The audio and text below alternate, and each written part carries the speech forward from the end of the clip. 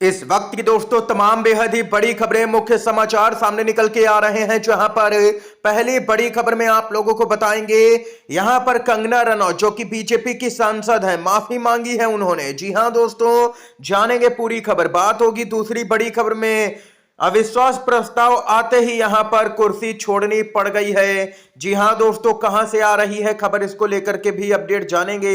बात होगी दोस्तों आगे, यहां पर विधानसभा चुनाव को लेकर के कांग्रेस पार्टी ने यहां पर बहुत बड़ी मीटिंग की है, सरकार बनाने का बड़ा दावा। इसके साथ ही मंत्रिमंडल का विस्तार होते ही नीतीश कुमार को लगा बड़ा झटका, जेडीयू में इस्तीफे की लाइन लगी। एक एक करके दोस्तों चलेंगे, सभी बड़ी खबरों को आप तक पहुंचाएंगे। लगातार बने रहिएगा, खबरों की तरफ बढ़ते हैं दोस्तों। उससे पहले अगर आप लोग भी यही मानते हैं कि आने वाले बिहार विधानसभा चुनाव के अंदर तेजस्वी यादव मुख्यमंत्री बनने जा रहे हैं, तो अभी इस वीडियो को लाइक कीजिएगा दोस्तों। कमेंट बॉक्स में जय हिंद जय भारत जरूर ही कमेंट कीजिएगा। पहली और सबसे बड़ी खबर दोस्तों आप लोगों को बताते चले, आरटीआई से हुआ बहुत बड़ा खुलासा। बेटी बचाओ बेटी पढ़ाओ योजना से 455 करोड़ रुपए गायब। पीएम मोदी निशाने पर कांग्रेस के, खड़गे ने महिला सुरक्षा पर बीजेपी को घेरा।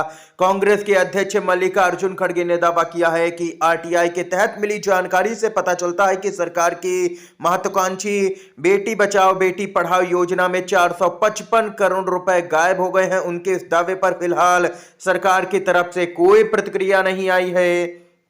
बताते चले, खड़गे ने आगे कहा कि बहुत हुआ नारी परिवार वाले भाजपाई विज्ञापन की गूंज पिछले 10 वर्षों से उन सभी महिलाओं की चीखों का उपहास उड़ा रही है जो बीजेपी राज में और कभी कभी बीजेपी के गुंडों के द्वारा प्रताड़ित हुई हैं। बीजेपी यहां पर रुपए ही हड़प गई है, 455 करोड़ गायब कर दिए गए हैं। ये यहां पर मल्लिकार्जुन खड़गे ने दोस्तों आरटीआई के खुलासे के बाद में मोदी सरकार को घेरा है जबरदस्त तरीके से। इसके साथ ही जो अगली बड़ी खबर आ रही है दोस्तों, बताते चले आप लोगों को, कंगना रनौत ने जावेद अख्तर को बुरा भला कहा था। जावेद अख्तर ने मानहानि का केस ठोक दिया कंगना रनौत पर।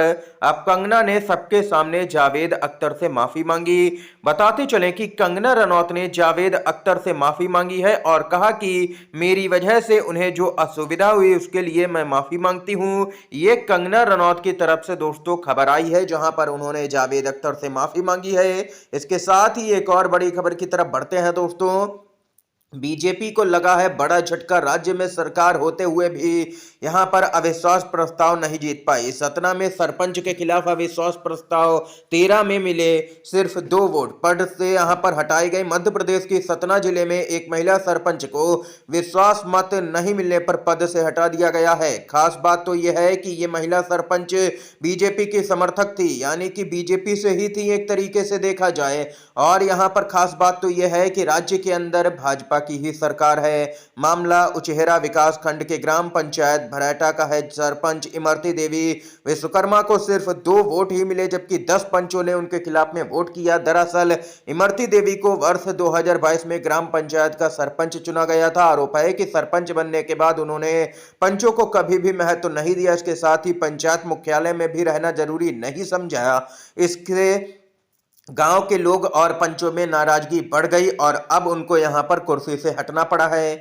इसके साथ ही दोस्तों जो अगली बड़ी खबर है बताते चलें, छत्तीसगढ़ कांग्रेस ने ईडी पर बीजेपी के अधीन काम करने का लगाया आरोप। एजेंसी कार्यालय के सामने करेगी कांग्रेस पार्टी जोरदार प्रदर्शन।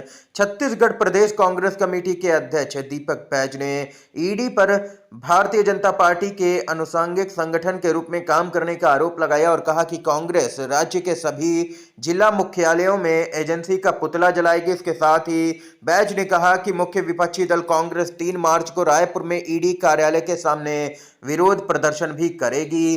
प्रदेश कांग्रेस अध्यक्ष दीपक बैज ने कहा कि ईडी के अधिकारी हाल ही में रायपुर में कांग्रेस के प्रदेश कार्यालय राजीव भवन आए थे और सुकमा जिले के सुकमा और कोंटा में पार्टी कार्यालयों के निर्माण का विवरण मांगते हुए एक समन सौंपा था। उन्होंने कहा कि समन के जवाब में राज्य कांग्रेस के प्रभारी महामंत्री मलकीत सिंह गैंदू एजेंसी द्वारा मांगी गई जानकारी प्रदान करने के लिए रायपुर के ईडी कार्यालय गए थे।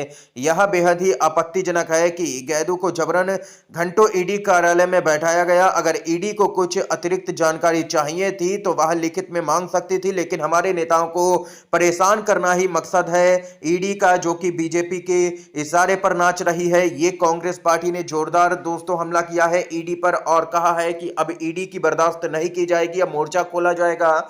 इसके साथ ही दोस्तों खबर आ रही है सामने, आप लोगों को बताते चले, नीतीश कुमार को लगा है बहुत बड़ा झटका। मंत्रिमंडल विस्तार के बाद सीएम नीतीश कुमार को पहला झटका। कद्दावर नेता ने जेडीयू से दिया इस्तीफा। बिहार विधानसभा चुनाव में अभी समय है, लेकिन राज्य में सियासी पारा हाई है। हर दिन कुछ नया देखने को मिल रहा है। एक तरफ एनडीए में सीएम फेस को लेकर के असमंजस है, तो दूसरी ओर नेताओं के इस्तीफे का दौर भी शुरू हो चुका है, जहां यहां पर बीजेपी के नेता लगातार दावे कर रहे हैं, बयान जारी कर रहे हैं। प्रदेश अध्यक्ष यहां पर बयान जारी कर रहे हैं कि यहां पर चुनाव तो नीतीश कुमार के नेतृत्व में ही लड़ा जाएगा, लेकिन चुनाव के बाद में मुख्यमंत्री कौन होगा ये बीजेपी की पार्लियामेंट्री बोर्ड तय करेगा। वहीं कैबिनेट विस्तार के बाद नीतीश कुमार को बड़ा झटका लगा है। जेडीयू के पूर्व प्रदेश महासचिव ठाकुर हरि किशोर सिंह ने कार्यकर्ताओं की उपेक्षा का आरोप लगाते हुए जेडीयू से इस्तीफा दे दिया है। उन्होंने अपना इस्तीफा राष्ट्रीय अध्यक्ष को भेज दिया। दोस्तों ये यहाँ पर जेडीयू के लिए एक बड़ा झटका माना जा रहा है। अब जेडीयू में इस्तीफों की लाइन लगनी शुरू हो चुकी है दोस्तों, और यहां पर एक तरफा लहर आरजेडी प्लस कांग्रेस गठबंधन की नजर आ रही है दोस्तों बिहार के अंदर।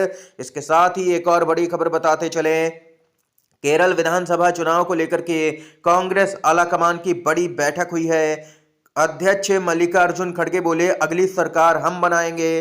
कांग्रेस अध्यक्ष मल्लिकार्जुन खड़गे लोकसभा में नेता प्रतिपक्ष राहुल गांधी और संगठन महासचिव केसी वेणुगोपाल की मौजूदगी में पार्टी के शीर्ष नेताओं की पार्टी के मुख्यालय इंदिरा भवन में एक महत्वपूर्ण बैठक दोस्तों हुई है। बताते चले आप लोगों को, इसके बाद यहां पर लगातार हलचल तेज है। इसमें अगले साल होने वाले केरल विधानसभा चुनाव पर रणनीतिक चर्चा हुई है। इस बैठक में केरल के प्रदेश कांग्रेस के प्रमुख नेता एवं पार्टी के पदाधिकारी भी मौजूद रहे। बैठक में तय हुआ कि पार्टी केरल विधानसभा चुनाव में पूरी मुस्तैदी के साथ में लड़ेगी और सरकार बनाएगी। मल्लिकार्जुन खड़गे ने बैठक की जानकारी साझा करते हुए बताया कि पार्टी के शीर्ष नेताओं के साथ मिलकर के केरल से संबंधित मामलों पर चर्चा करने के लिए एक महत्वपूर्ण बैठक की अध्यक्षता की। बैठक में केरल कांग्रेस के वरिष्ठ नेता भी मौजूद थे। बैठक में हमने अपनी राजनीतिक रणनीति और राज्य के भविष्य पर विचार विमर्श किया है। उन्होंने कहा कि केरल में बदलाव होना तय है। कांग्रेस ने केरल की विकास, प्रतिमान और कल्याण मॉडल का निर्माण किया है